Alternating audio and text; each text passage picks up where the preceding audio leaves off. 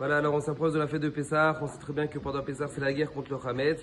Alors, il faut savoir que nous, on a la mitzvah de ne pas manger le Hametz 7 jours dans l'année. Ou pour ceux qui habitent en dehors d'Eretz Israël, 8 jours dans l'année, ils n'ont pas le droit de manger du Hametz. Alors, il faut savoir qu'à l'époque du Beth Amikdash, quand le Beth Amikdash il était construit, toute l'année, c'était interdit de ramener le Hametz au Beth Amikdash. Alors, pour nous, on sait que c'est que pendant 7 jours, pour le combat des mortels. Mais dans le Beth Amikdash même, on ramenait des sacrifices. Alors, il faut savoir que dans les sacrifices qu'on ramenait au Beth Amikdash, qui chol c'est or, vechol dvash lo taktiru mino ishel Hashem. Il n'y avait pas de Hametz en règle générale. Il y a quelques exceptions, une ou deux exceptions, c'est qu'on ramenait un sacrifice Hametz. À Shavuot, on ramenait 2 pains. Des petites exceptions par-ci par-là, comme on dit. Mais pendant toute l'année, quelqu'un va ramener un korban. Interdiction de ramener du Hametz, tout était fait de matzah. Donc quand on dit de la matzah, ce n'était pas forcément des galettes. La matzah, elle peut être aussi épaisse. Donc c'était de la matzah épaisse, comme ils vendent aujourd'hui, de la matzah pita, ils appellent ça comme ça. C'est des matzot qui sont épaisses. L'idée, c'est que ça ne va pas fermenter. Et c'est permis, ça s'appelle de la matzah. Donc dans le Beth Amikdash, toute l'année, le Hametz, il était interdit. Mais par contre, on va voir un autre élément, que non seulement que la Torah, elle veut qu'on le ramène, mais elle veut qu'il n'y ait aucun sacrifice qui soit fait sans cet élément. C'est lequel? C'est le sel. Ce qu'on appelle Brit Melach, l'alliance du sel.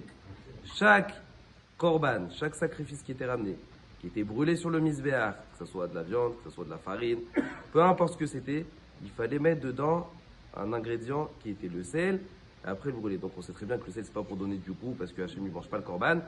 Donc d'un côté, on voit le Hametz, il est interdit, de l'autre côté, on voit le sel, il est obligatoire sur chaque sacrifice dans le Beth Amikdash. C'est quoi la raison? Alors, une des explications, c'est que ces deux éléments, un, il n'est pas comme l'autre, c'est deux extrêmes. Le Hametz, c'est le pain, c'est l'aliment qui ne laisse pas de la place à l'autre. C'est l'aliment qui gonfle. Finalement, la matzah et le Hametz, les deux, c'est de la farine et de l'eau. Sauf que le Hametz, c'est quelque chose qui gonfle. C'est-à-dire quoi? C'est de l'orgueil. Il ne laisse pas de la place pour l'autre. Voilà, il va prendre de la place, il va gonfler, il ne laisse pas de la place à l'autre. Par contre, le sel, c'est exactement l'inverse. Il laisse que la place à l'autre. Vous allez prendre un steak, il n'a pas de goût, un bout de viande. Ça n'a pas de goût. Vous allez mettre le sel, ça va prendre du goût. Est-ce que vous allez dire le sel, il est bon? Non, le sel, on l'oublie. Ouais, mais c'est lui qui a donné tout le goût. Avant, ça n'avait pas de goût. Non, on va l'oublier. On va dire, ah, cette viande, elle a un bon goût. On va prendre des pâtes. On les mange, ils n'ont pas de goût. Tu mets du sel, tout d'un coup, toutes les pâtes, ils vont prendre le goût. Parce qu'on va dire, le sel, il est bon. Non, on met de côté le sel. On a oublié le sel. C'est grâce à lui qu'il y a le goût aux pâtes. Sinon, c'est tout ce que tu as fait, les pâtes et le fromage et tout ça, ça n'a pas de goût. Non, le sel, il s'annule. Il laisse toujours la place à l'autre. C'est lui qui va tout faire. C'est lui qui va donner le goût. Mais après, tout d'un coup, il va disparaître, il va laisser la place à l'autre. Cette fête de Pessah, il faut savoir laisser la place à l'autre. C'est pas facile. On est tous réunis. On est dans la maison, enfermés. Il y a des alarmes et tout ça. Il faut savoir pendant cette période, laisser la place à l'autre.